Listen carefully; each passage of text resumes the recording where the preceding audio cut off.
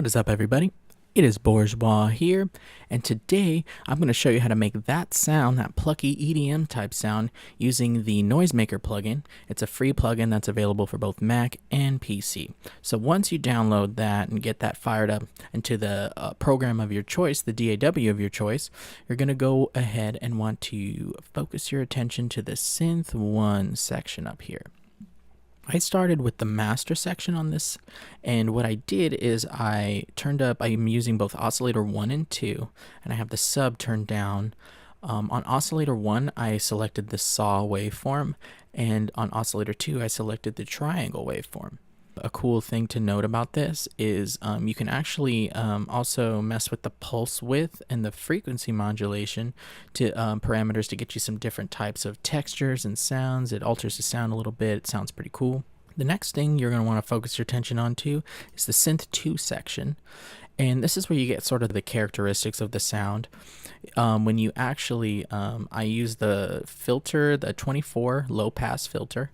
I have that onto the envelope. If you navigate over to the envelope, you can use this section here to route different sections together, and that gives you all kinds of other unique sounds. In this case, I used the filter, and I believe I turned up the decay a little bit on the ADSR section, and using the cutoff, you now start to have that signature sort of plucky sound where when the filter is closed, it sounds very short and very like plucky. I can actually show you right here. It's very plucky,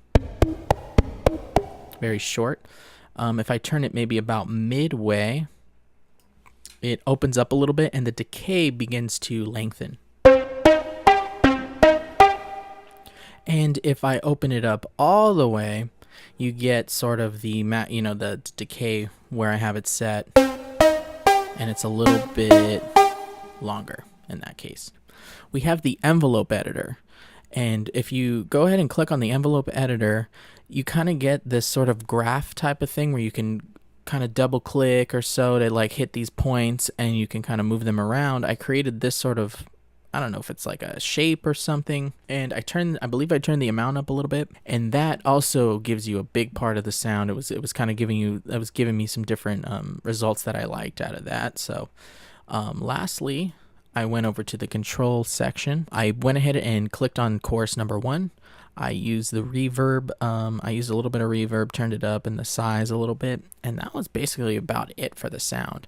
I don't know if I might have missed some parameters, so feel free to look at this and see where you can match it up if you're trying to get this exact sound, or even if you just look at the rough sketch of what I made here, you can get some pretty cool, unique like sound out of it for sure.